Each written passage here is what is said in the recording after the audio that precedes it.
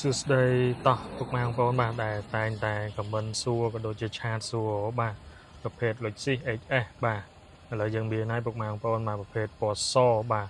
010 Premium បាទជាប្រភេទឡានកលីឡានប្រើតាមផ្ទះពុកម៉ែបងប្អូនបាទសម្រាប់គ្រឿងនេះគឺថ្មីបាទទឹកថ្នាំក៏នៅស៊ីនមជុំដែរពុកម៉ែបងប្អូនបាទអញ្ចឹងតោះសម្រាប់ពុកម៉ែបងប្អូនមកដែលតែងតែសួរប្រភេទ Lexus XS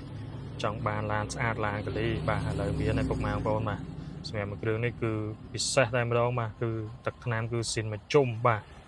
ហើយសម្រាប់សាច់ដៃខ្សែខ្យងគឺថ្មីធានាជូនពុកម៉ែបងប្អូនមកជាប្រភេទឡានកលីឡានប្រើតាមផ្ទះបាទអញ្ចឹងសម្រាប់ពុកម៉ែបងប្អូនបាទចង់បានតម្លៃពិសេសបាទធ្វើការកក់មុនយើងខ្ញុំគិតតម្លៃពិសេសជូនបាទថ្លៃត្រឹមតែ20000ជាងទេបាទគឺរៀបចំជូនពុកម៉ែបងប្អូនមកស្អាតយកទៅប្រើ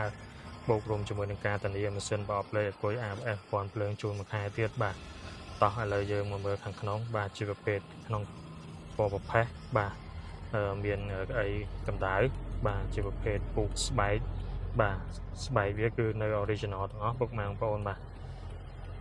អញ្ចឹងសម្រាប់ពុកម៉ែបងប្អូនបាទដែលតែងតែសួរប្រភេទ HS បាទពណ៌សឡានកលីឥឡូវយើងមានហើយបាទទៅទិញបានបាទអ្វីដែលពិសេសគឺបានពណ៌សហើយឡានស្អាតទឹកថ្នាំស៊ីនមកជុំទៀតពុកម៉ែបងប្អូនបាទ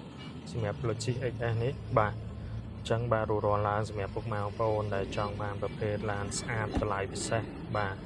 អាចមើលមួយគ្រឿងនេះបានពុកម៉ែបងប្អូនមកធានាជូនបាទឥឡូវយើងមកមើលខាងក្រោមបាទសម្រាប់បាតក្រោមគឺខ្ចីញញហើយពុកម៉ែបងប្អូនមកមើលអត់ទាន់លាងទឹកទេណាពុកម៉ែបងប្អូនបាទអត់មានស្នាមក្រហមអីទេបាទសម្រាប់សាច់ខ្ចៅខាងក្រោមបាតខាងក្រោមនេះគឺថ្មីបាទឥឡូវយើងបន្តមកមើលប្លុកសិនពុកម៉ែបងប្អូនណាសម្រាប់ប្លុកសិនគឺដឹងតែកាន់តែថ្មីឯងពុកម៉ែបងប្អូនមកសម្រាប់បាតក្រោមប៉ុណ្្នេះឯងបាទប្លុកសិននេះពុកម៉ែបងប្អូនណាខ្ចីបាទសម្រាប់ប្លុកសិនសាច់ខ្ចៅសាច់អីនេះគឺអែមមែនតើពុកម៉ែបងប្អូនបាទថ្មីបាទធានាជូនលាងតែទឹកក្តៅទៅគឺធានាថាថ្មីតែម្ដងបាទចឹងរួចរាល់ឡើងសម្រាប់ពុកម៉ែបងប្អូនបាទដែលតែងតែសួរ XS ពណ៌សចង់បានឡានកលីឡានស្អាតឡានប្រើតាមផ្ទះបាទឥឡូវយើងមានហើយបាទអរគុណច្រើន